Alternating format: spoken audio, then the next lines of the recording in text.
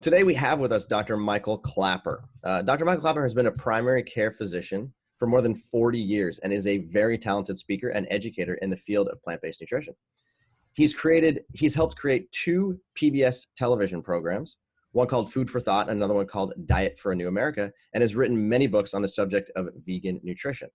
Now, Dr. Klaper served as an advisor to NASA on the subject of nutrition for long-term health in space, and he currently works as a physician at the True North Health Center in Santa Rosa, California, which is a medical clinic that specializes in therapeutic fasting and helping patients migrate towards whole foods, plant-based diets for excellent long-term health. So thanks for being with us here today, Dr. Klaper. Oh, you're welcome, Cyrus and Robbie. It's a pleasure to be with you on this project. So you work at True North Health Center, and you guys see lots of people with various diseases, but do you see a lot of diabetics as well?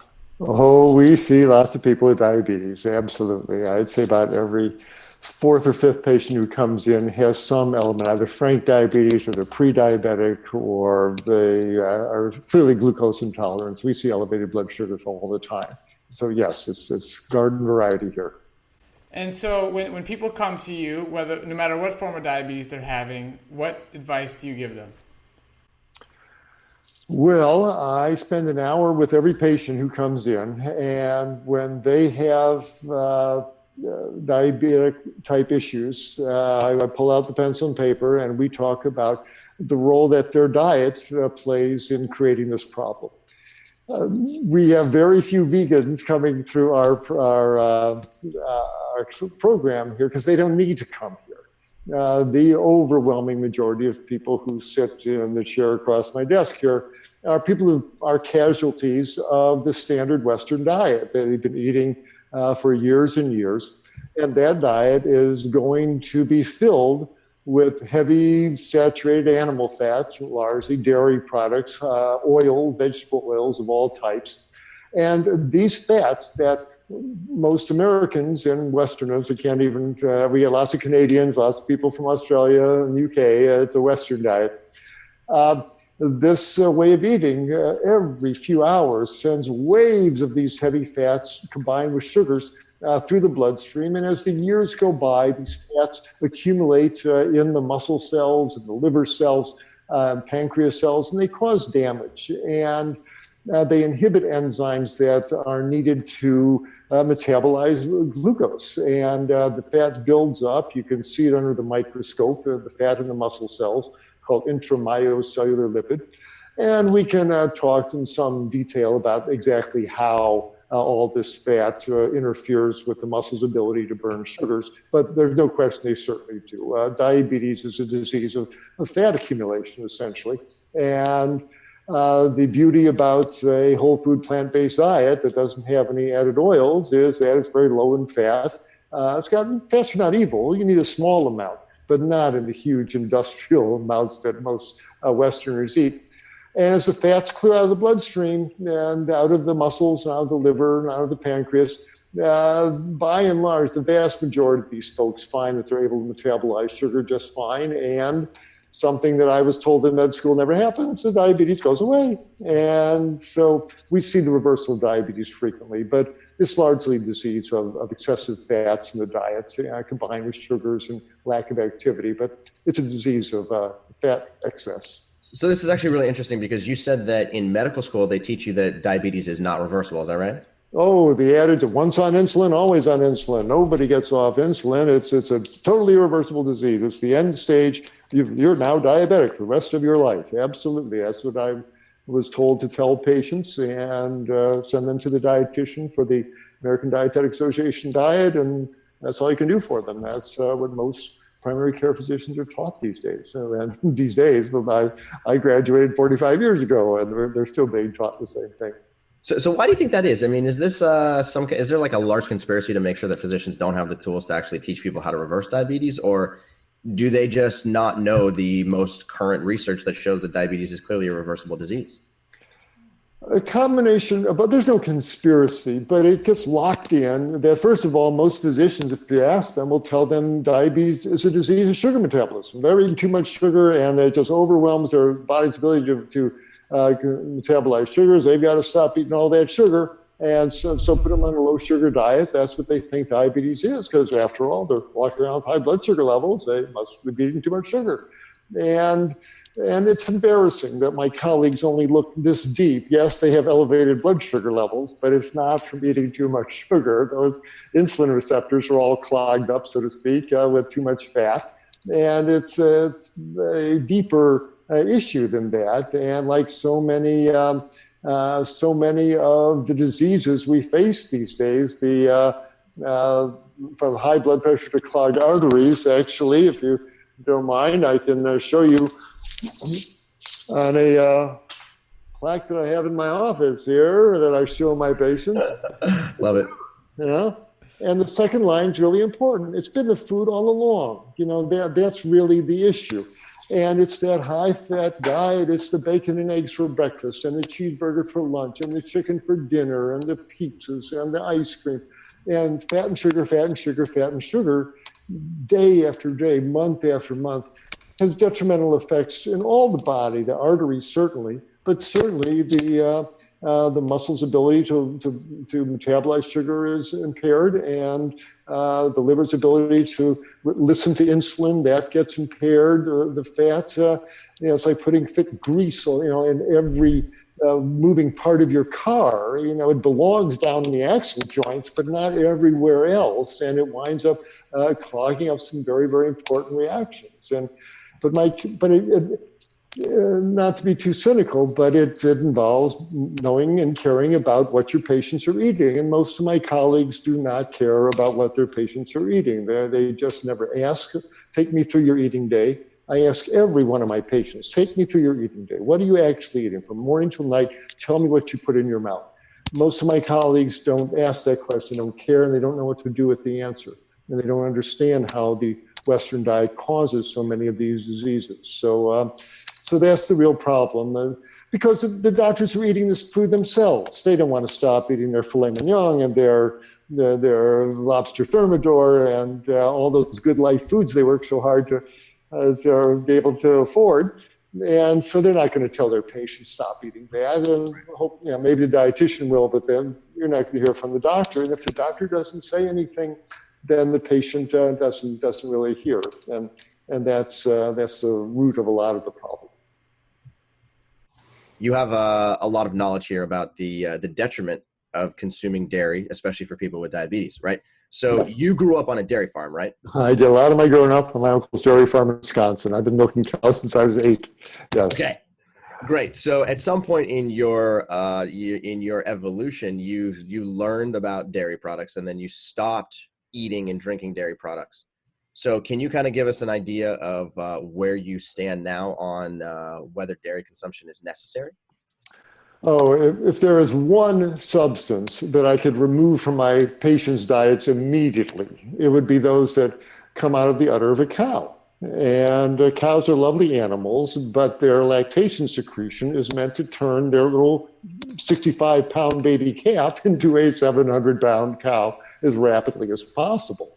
The cow's milk is baby calf growth fluid, and everything in that fluid, the proteins, the lipids, the sodium, the cholesterol, the hormones, the IGF-1, everything is meant to blow that calf up into a great big cow, or it wouldn't be there.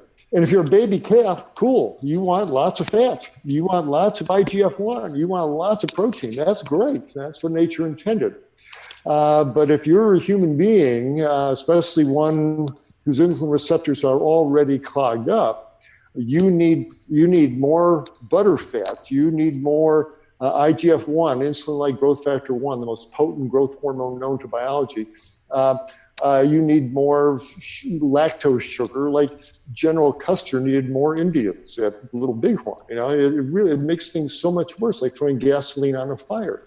And so I find that dairy products are really problematic in so many conditions, from asthma to postnasal drip to eczema, etc. But certainly for someone with diabetes whose insulin receptors are already clogged up, who already have intramyocellular lipid in their muscle cells, and the last thing they need to be doing is eating butterfat and cheese and ice cream it's fat and sugar, fat and sugar. And those are the two things you don't want to be consuming. And so, no, one of the first things I do is tell my patients strongly to recommend that they evict the dairy products from their diet. Nothing in it that we need, and a lot we don't need. Can you go into a little bit more detail about what IGF-1 is and whether and how dairy products and animal products promote IGF-1 production? Well, again, we all have the ability to make this hormone, insulin-like growth factor 1.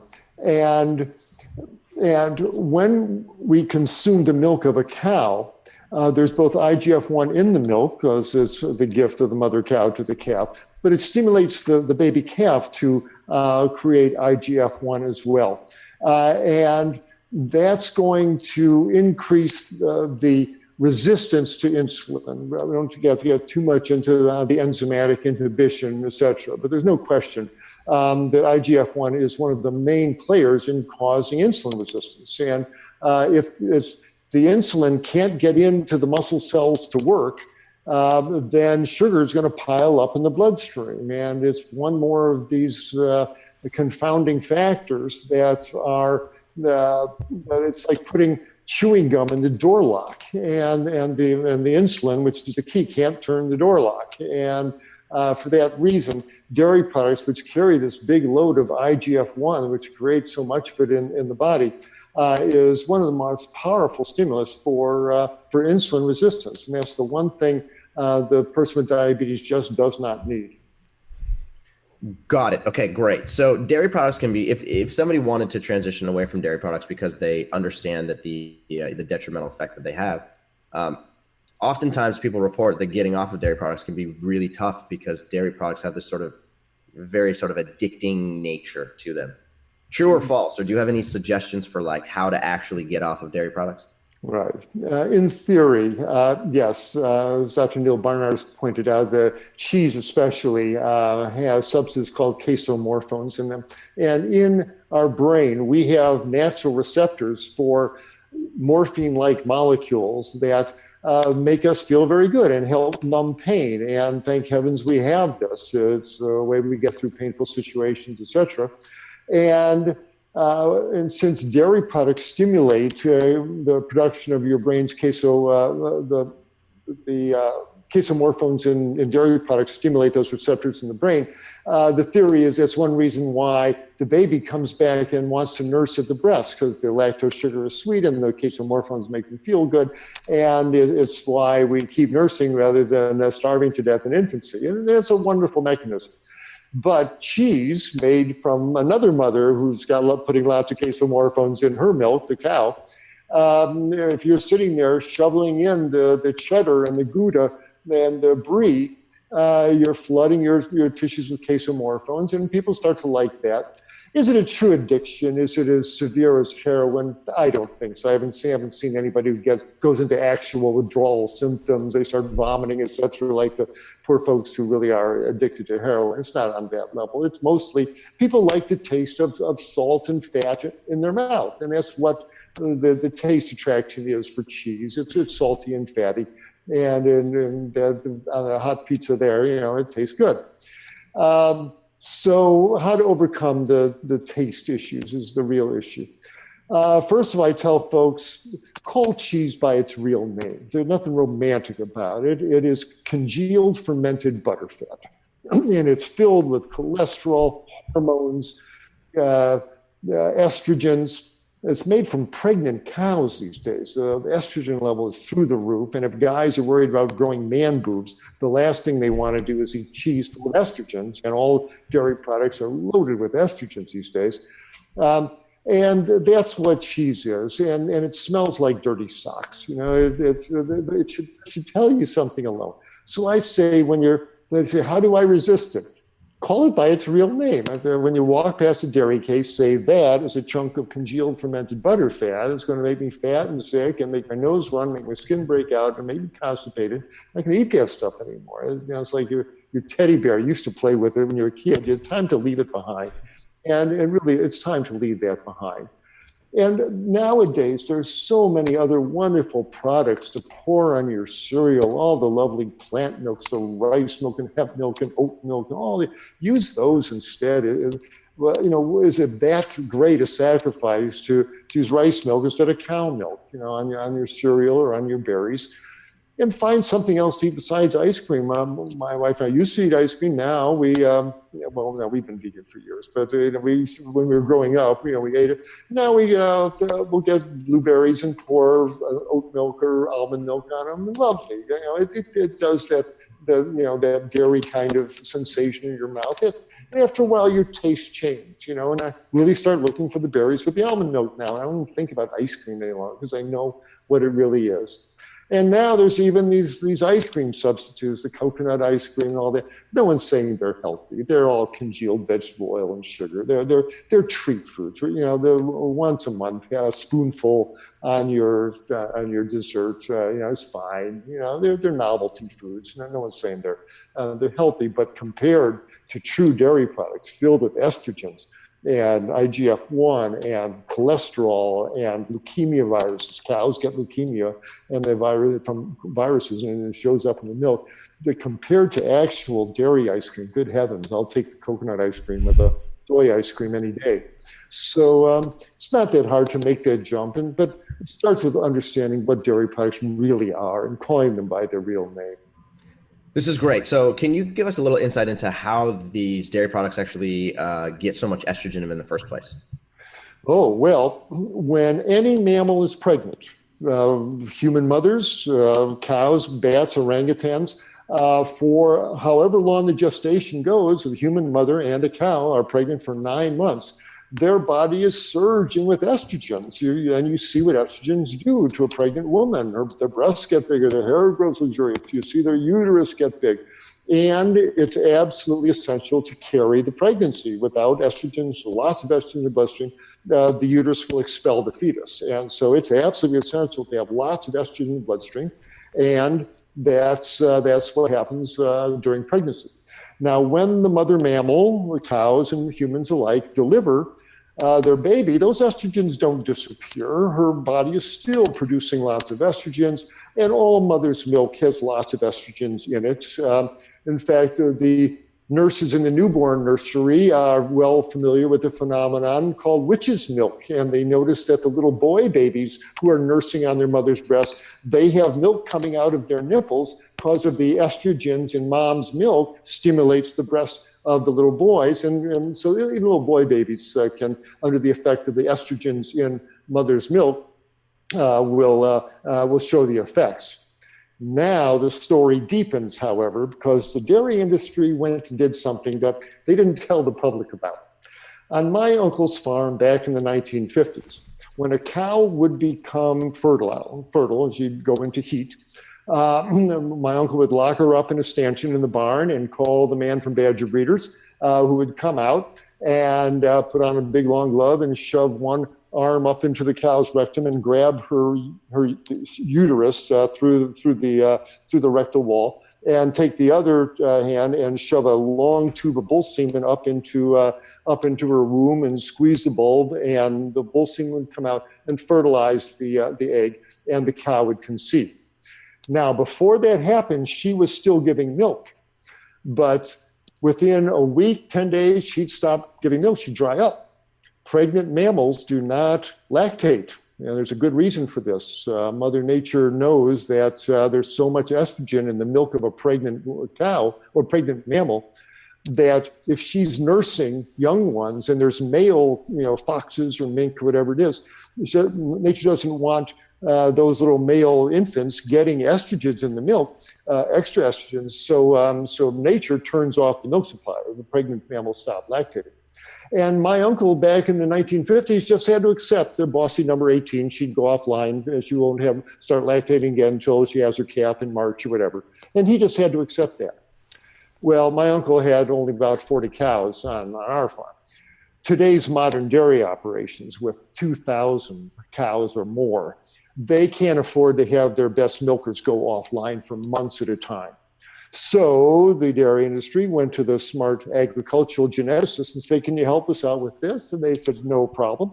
And so they have genetically modified the cows. They've GMO'd the cows. So today's modern dairy cows will give milk all the way through their pregnancy. Even though they're pregnant with their next calf, they are still lactating.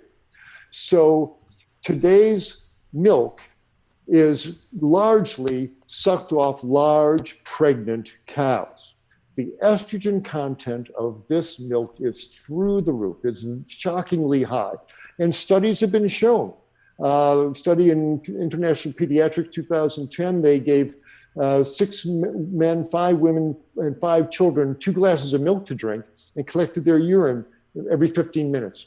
Within 15 minutes of drinking the milk, their urine is pouring with estrone, estradiol, estriol, pregnanediol, progesterone. These are potent mammalian estrogens, not the puny little phytoestrogens in soy. These are official mammalian estrogens. The testosterone levels in the boys and the men plummeted. They're consuming estrogens. How could they not? And the researchers says we're concerned that consuming these estrogens will affect sexual maturation in little girls. Really, I mean, our young girls are going through puberty age 8, 9, and 10. Could it have something to do with this river of milk and cheese and ice cream and yogurt filled with cow estrogens, active estrogens? Gives guys man boobs. Boys who consume dairy products as kids grow up to have more prostate cancer. These estrogens make the prostate gland unstable, and it sets them up for prostate cancer as adult men. The women who undergo this early puberty, they get more breast cancer. They've been stimulating their breasts with estrogens for 20 years by the time they're 20. If they've been consuming it in the bottle when they're nursing and all through childhood. So these estrogens they've always been there. But now that the modern dairying operations are milking pregnant cows, the estrogen content, I think, is disturbingly high. But no need to tell the public about this. As long as the bottom line of the dairy industry is safe, then we don't have to mention anything to the public. But I sure hope this word gets out. I'm now just doing a video presentation on my website, drklaper.com, on this very issue called Dairy Doubts. And I invite your readers to have a look. And I spell this whole thing out, and I demonstrate this study that I just mentioned. It's on my website. Let's talk about water fasting. So you work at True North Health Center, where one of the primary things you guys do there is water fasting, amongst other things, and you have a lot of experience. So what is water fasting, and why is it important? Well, as I'm sure your viewers are aware, that water fasting is an ancient practice mentioned in the Bible, and people have been doing it for thousands of years. The animals have been doing it for a long time. When they get sick, they curl up under a tree for a few days and they don't eat at all. And when the body becomes aware that the calories have stopped and it needs to draw on its own resources, it goes through amazing changes, and the body becomes very efficient as far as it doesn't want to waste energy on energy profligate reactions like inflammation. We see inflamed joints settle right down. They cool off. The hot red plaques of psoriasis go away on a water fast. Migraine headaches go away. Inflammation throughout the body goes away. Prostate cancer and breast cancer growth slows way down because the body puts these molecules called sirtuins into the cells, and they stop cancer growth. It's just absolutely remarkable as far as how efficient, and it's almost like passing gear on your car. It's a special gear the body shifts into. And it starts looking for things to burn for energy. You burn through your muscle sugar, your muscle glycogen in about 4 days, 5 days. And then you burn through your liver glycogen first, and then you start burning down your muscle glycogen. But by that time, your body is starting to burn fat tissue, and it burns stored fats in the body. But when it's gone through most of the fat stores, it starts scavenging the cells. And one place it looks for these fats is that intramyocellular lipid that we spoke about earlier. That fat is easily burnable. And it's already in the muscle cells. I mean, it's one of the problems for the diabetes person. But if you're someone on a water fast, that's exactly the fat you want to burn. And we frequently see the majority of folks who come in with clinical diabetes, who go on a water fast, type 2 diabetes, boy, their blood sugars come right down, and they normalize within days to weeks. We do fasts of all different lengths, anywhere from 3 to 40 days. Longest fast we'll supervise a 40-day fast. And now this is medically supervised fasting. We watch these people like a hawk, where the intern knocks on their door twice a day. We check their vital signs. We're sticking their fingers. We're doing blood tests every week for the kidney function. We are medically supervising, so this is not to be done at home. If you want to do this, come to a fasting center like True North, and we'll make sure you get through this thing safely. That said, as the days and even weeks go by on a water fast, most folks with type 2 diabetes will find their blood sugars normalize. And that's a real blessing. But as we make very clear, the most important thing is not the water fast, it's what you eat after the fast. Because if these folks do these wonderful fasts and clear their diabetes, if they go out and they start eating the meat and the cheese and the olive oil and all the processed foods, boy, Cinderella turns back into a pumpkin within days. Shocking how quickly the inflammation returns, the blood pressures go back up, and the diabetes returns, the insulin resistance comes back. So the water fast is a jumping off place into a whole food, plant-based diet that for the person with diabetes is a low fat plant-based diet. And if they're able to, and so we give them cooking lessons, and we have food demonstrations and videos, and we really want them to, when they get back home and they open their kitchen door, say, I know what I got to eat here. And they continue with all the lovely hearty vegetable soups and big salads and big plates of steamed green yellow vegetables and the lentil stews. They need to jump into a low-fat, whole food, plant-based diet. And if they do that, the vast majority of them, their type 2 diabetes doesn't come back. They leave it with us, and we're happy. We have a big dark room filled with type 2 diabetes diagnosis. We clean it out every few months, but people leave that here, and we're happy if they leave that with us. That's really to see. Yeah, I was told that never happens, and it happens here every day.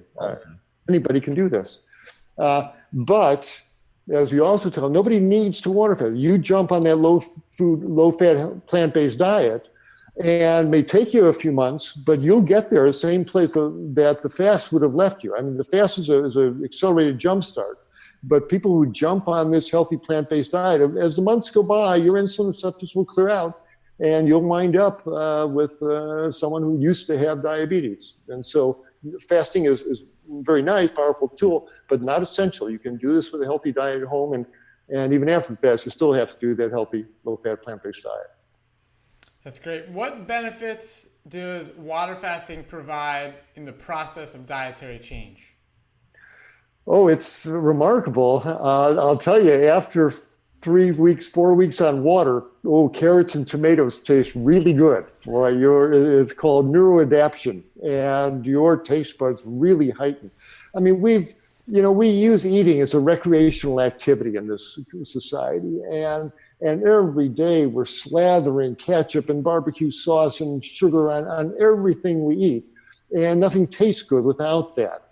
And that then allows us to eat all the animal flesh and the dairy and all that stuff. Well, by day 6, 10, early in the water fast, that stuff clears out off your tongue. Your brain really sharpens up. Similar to being in a dark room. You first walk in, can't see anything, but after a while, you dark adapt, and you can see things you didn't see before. Same thing with our taste buds. And once you're just drinking water for days and days, your taste buds, they sharpen up. And it's all happening in the brain, of course.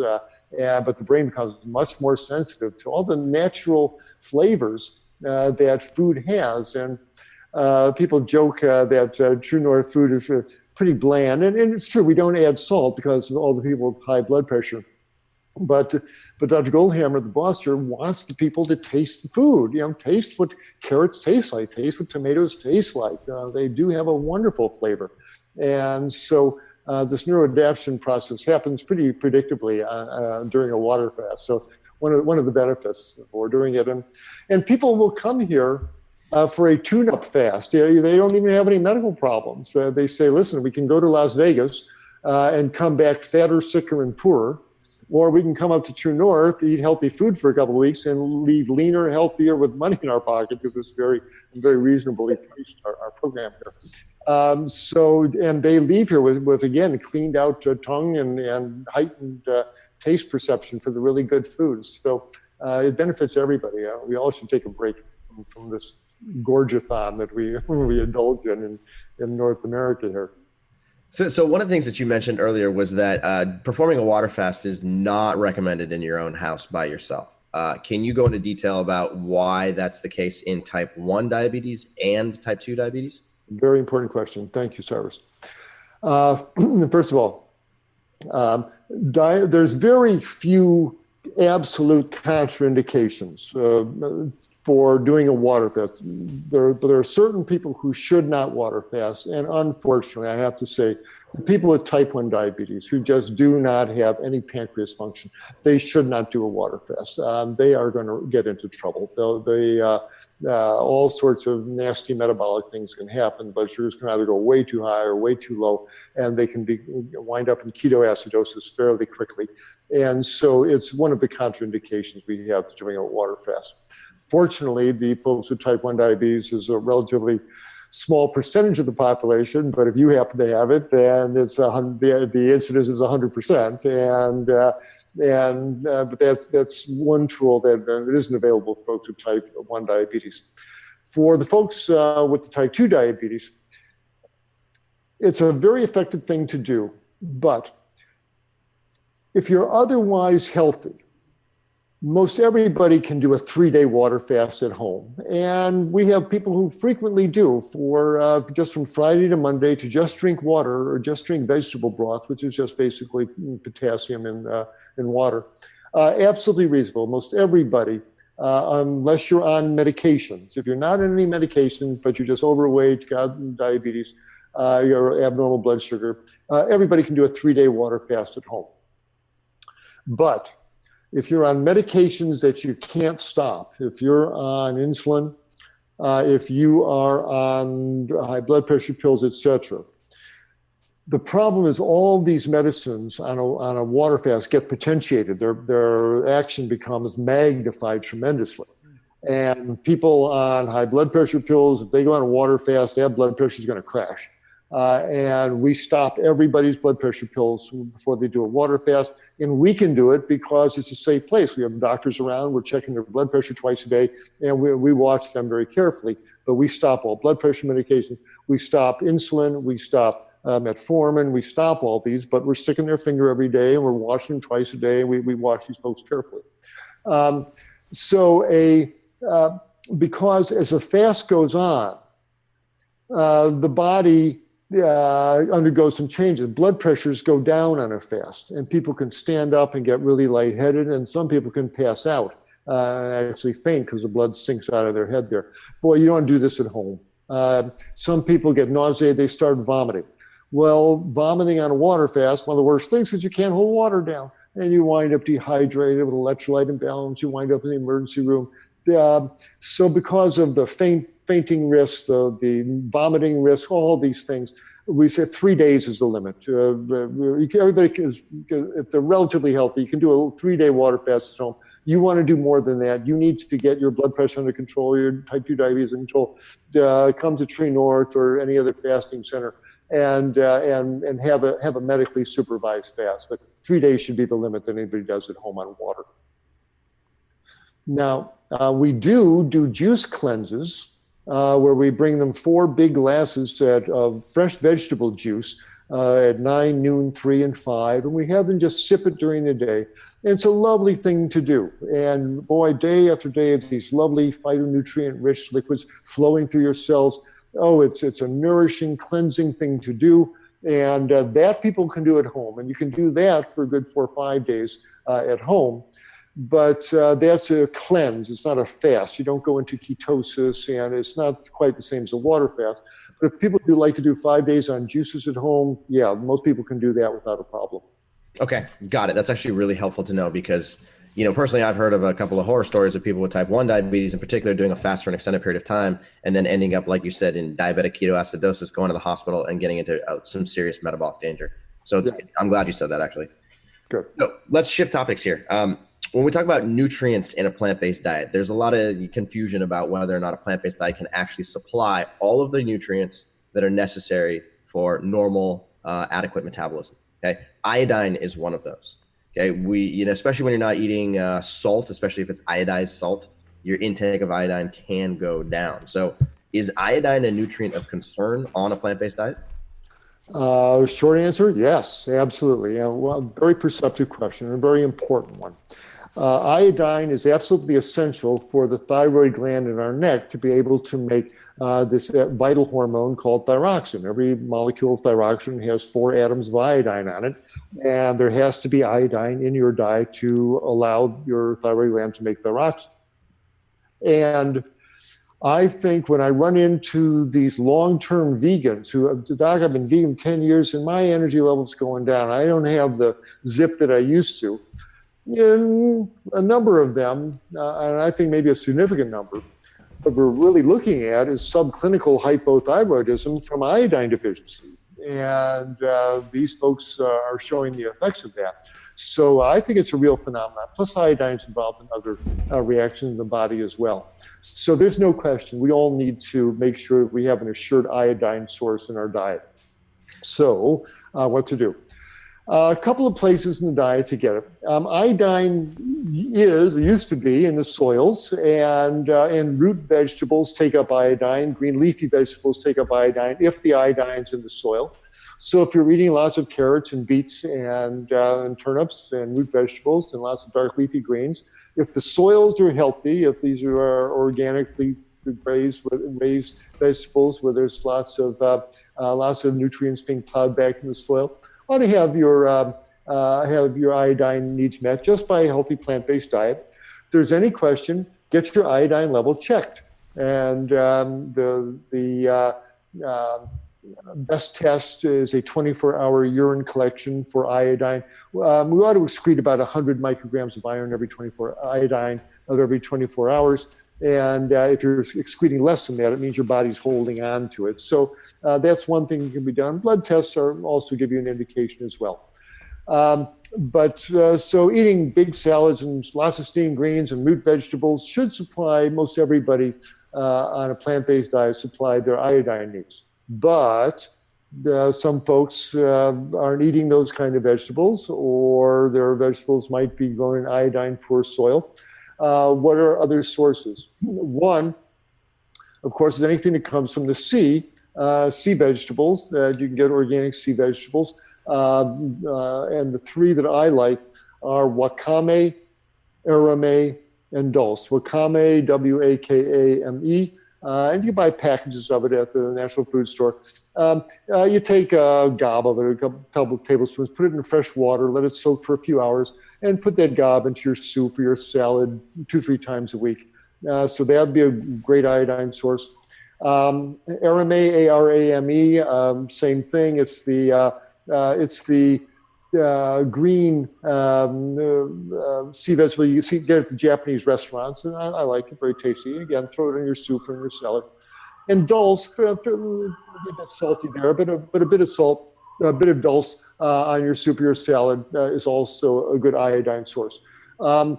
Kelp has lots of iodine, and you can use kelp, but it has so much iodine that you can, if you just flood your thyroid with iodine, you'll actually suppress its ability to make thyroxine. More is not better when it comes to iodine and dulse there. So that's why dulse is sold in shaker powders, containers, and just a couple of sprinkles of dulse powder on your salad 2-3 times a week would be all that you need. Don't be eating handfuls of dulse there. Don't be taking kelp tablets or anything like that. Way too much iodine. So those are the 3 natural plant sources. And it may be against the orthodoxy here at True North, but I think a tiny little pinch of iodized salt on your vegetables right at the table, I think for most folks, unless you've got runaway high blood pressure, I think is acceptable. It really doesn't have any adverse effects I'm aware of. We're talking about a pinch, an eighth of a teaspoon, 16th of a teaspoon, literally a pinch.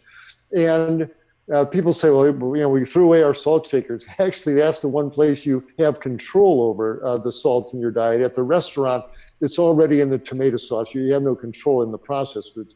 But a little pinch of salt at the table, you get, because the granules are on the surface of the vegetable, you get a big salty hit when you put the vegetables in your mouth for very little actual salt.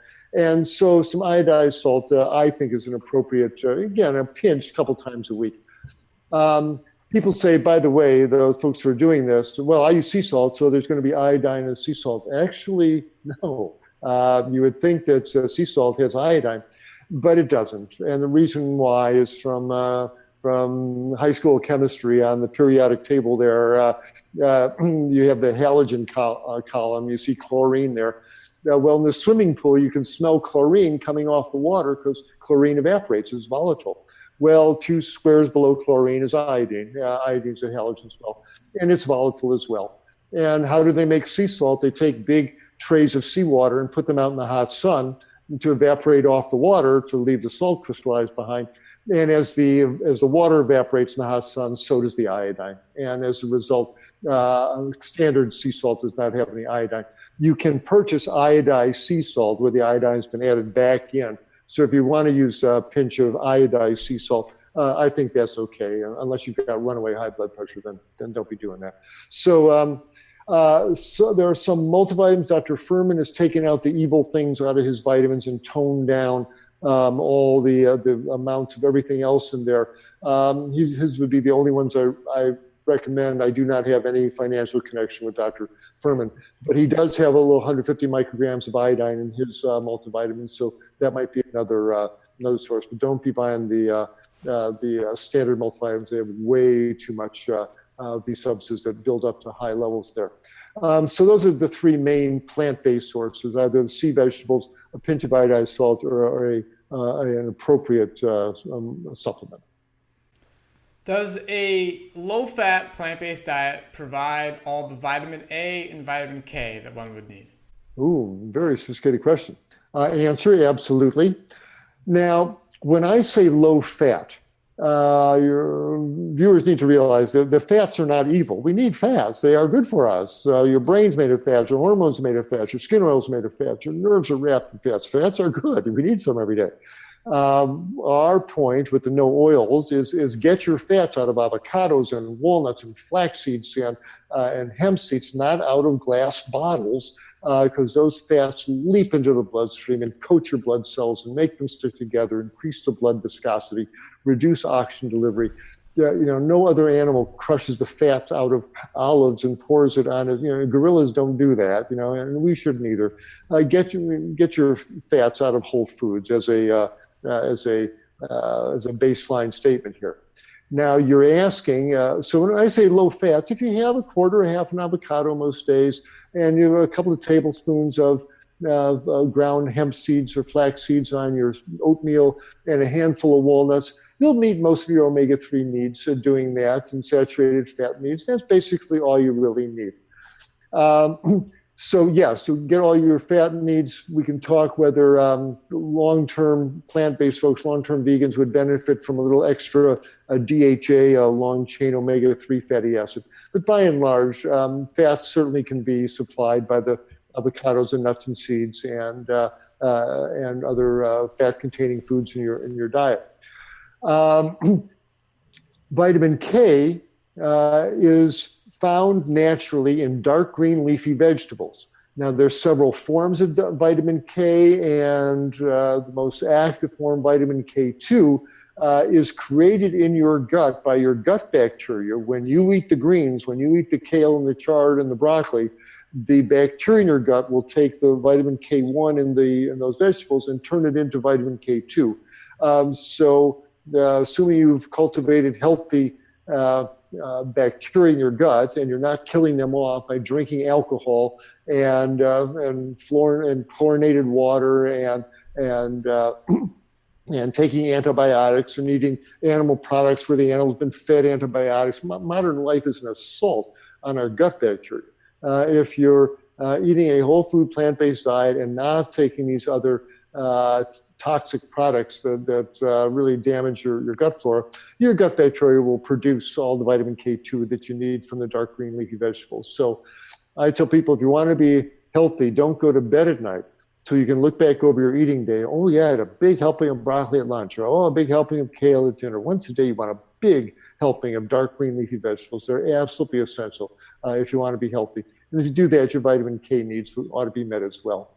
If people have anxiety about this, I invite them to fire up your browser and type in 3 words, vegan bodybuilders, and then click images. And watch who shows up on your screen there. These magnificent men and women with these rippling muscles, these big, broad smiles, who create these magnificent bodies on plants materials. And it absolutely can be done. Think about the biggest, strongest animals on the planet: elephants, buffaloes, giraffes, gorillas, grow to thousands of pounds of mammalian muscle without ever eating chickens and cheeseburgers, and they don't take vitamin supplements either. They get it out of the foliage and the natural grains and legumes that grow around them. Our human bodies can certainly do the same thing. So relax, just eat your veggies and do it right.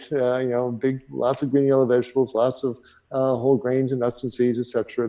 that's out in literature these days, and you ought to be fine. And you want to take a little extra iodine, a little extra DHA, that's fine.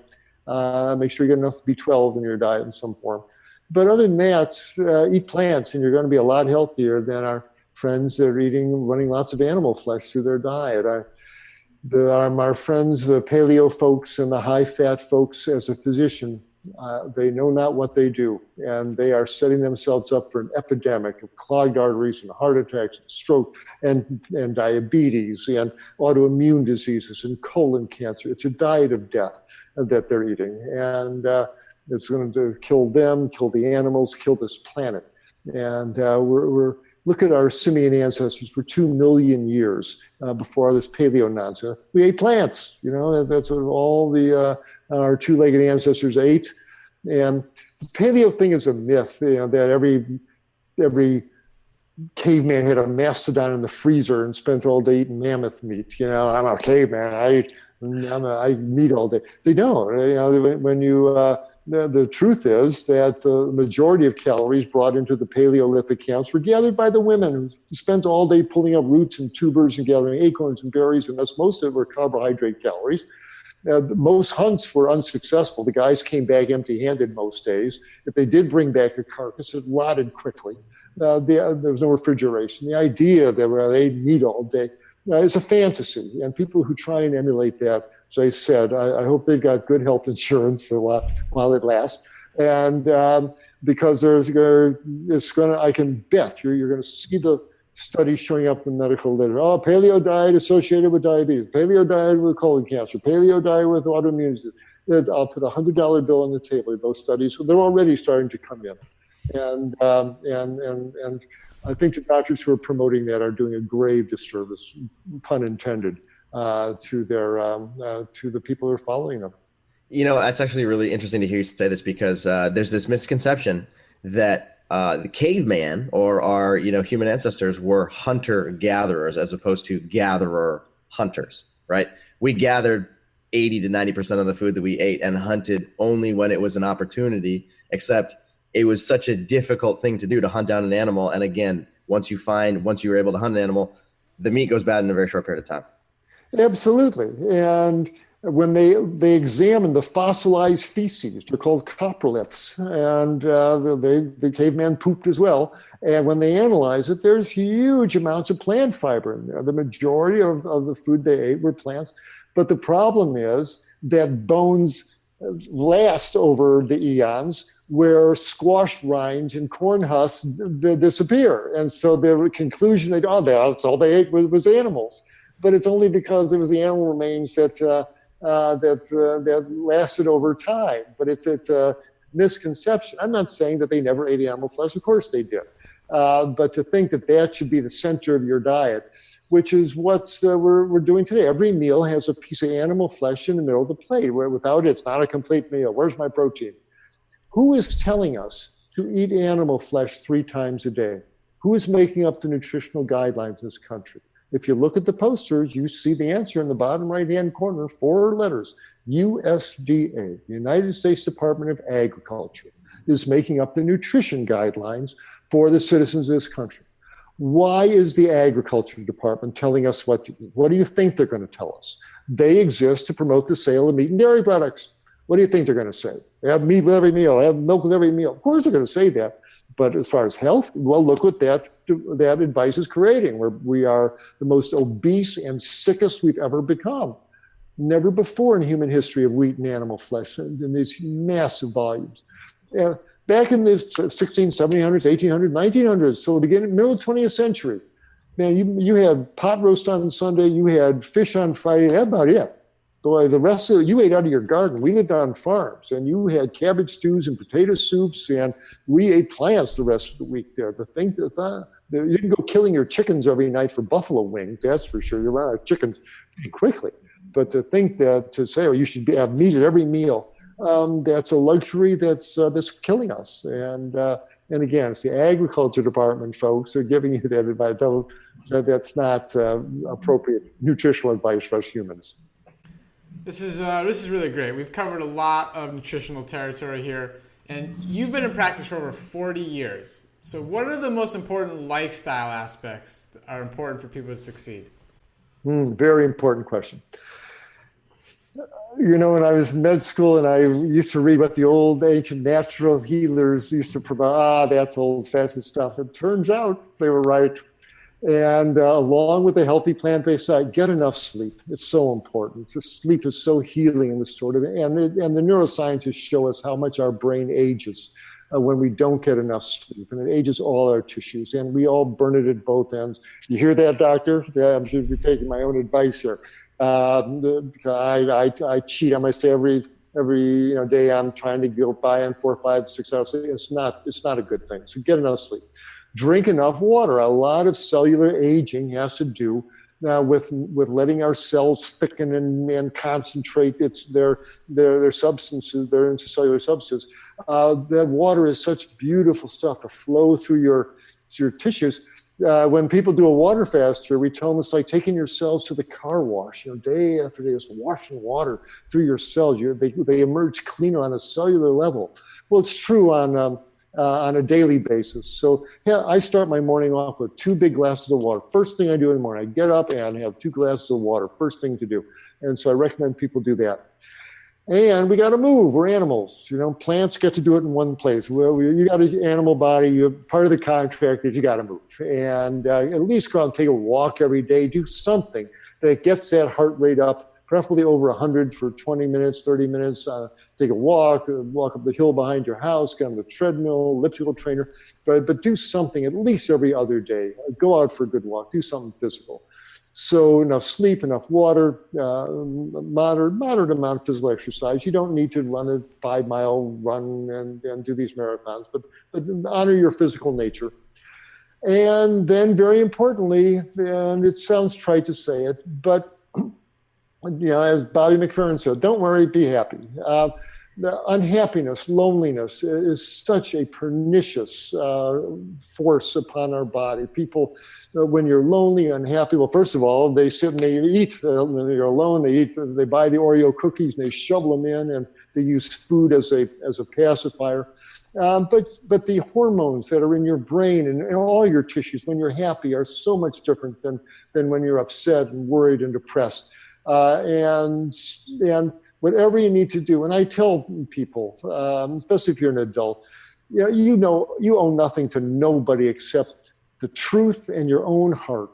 And whatever you need to do, if there's something that's just a complete bring down and a constant source of pain, change it. If it's a bad relationship, get out of it, whatever it takes. If it's a lousy job, get out of it, go change it. You need a new skill, go take an online course, learn a new skill, change Maybe you need to move to a different city. Whatever you need to do to get yourself happy, do it. Someone says, you ought to get to the end of your life, on your last day, on your deathbed, you have your last 2 words be, nuts. I could have been happy, and I spent my whole life worried and anxious and jealous and fearful. That's not what we're here to do. We're here to be happy. We're here to love. We're here to do good works. We're here to help other people. We're here to make this a better world, relieve suffering. That's where the focus should be. I don't care how much tofu you eat. The most important thing is being happy and being true to yourself. So those are the major things that I would tell people to focus on. Get enough sleep, drink water, take a walk every day, laugh a lot. And if you can fix something, fix it. If you can't, shine it on. When I'm stuck in traffic and I'm late for the dentist, I'm anxious. I ask myself, Michael, a year from now, are you going to even remember that you were late for this dental appointment? And if the answer is no, it's one of those where it's not going to make any difference at all, then shine it on. You get there when you get there. I've become a lot less frantic about small stuff these days. So be gentle with yourself and make it a better world, and your body will respond. I love it. My favorite part of that whole speech was the Bobby McFerrin reference. It's great. Yeah, he said it. Don't worry, be happy. That's all you need to do. That's exactly right. Collarbones up. That's all you need to do. Collarbones down. Eat good food. Drink water. Get enough sleep. He's right. Okay, so now when it comes to one of the things we want to do is leave every single one of our listeners with a take-home message, a 60-second sort of idea here of what it is that you recommend dietarily for somebody living with diabetes. So if somebody came up to you and said, I need your elevator pitch for how to live with diabetes from a dietary perspective, what would it be? First, stop kidding yourself. Stop telling yourself that eating animal flesh and dairy products and oils and processed food is in any way healthy for you. Realize that it is part of what is keeping you overweight and sick and diabetic. Second, the goodness is in the plants. Hippocrates had it right. Let food be your medicine. He was absolutely right on. So every day, you want to be healthy, you want to shake that diabetes, have a big salad every day, have big hearty vegetable soups, big plates of steamed green and yellows. Green and yellow should be your favorite colors. A modest amount of fruits. Take a walk every day. Get yourself lean, burn out that fat out of your muscle cells, out of your liver cells, and watch that insulin do exactly what it's supposed to do. Watch that diabetes fade in the rearview mirror. So stop the animal products, eat lots of plants, take a walk every day, and get down to your ideal body weight. And you're going to be healthy people, and you'll stay out of the clutches of people like me. This is great. Thank you so much for your time today. I feel like you've covered so much ground here and really given our listeners a lot of information about specific nutrients as well as the overall dietary picture. So thank you so much for your time. You're welcome. Thank you for making this information available. At this point, we don't need any more studies showing that plant-based diets are healthy. It's a matter of education. It's a matter of getting it accepted out there so people understand. It's a matter of educating the public. So instead of, oh, you're a veggie eater, it becomes, oh, of course I eat veggie burgers. It becomes the standard that's accepted, and it's a service that you folks, the educators, are now doing. You're carrying the ball, and that's what's really going to change and save the society. So I honor you for that, and I thank you for inviting me to be part of this very important service. So all the best to you. Keep up the great work. Well, thank you again, and we appreciate people like you paving a path and something we can learn so much from your 40-plus years of experience. It's amazing. So thank you. Happy to help. All the best to you guys and to all your viewers. Appreciate it.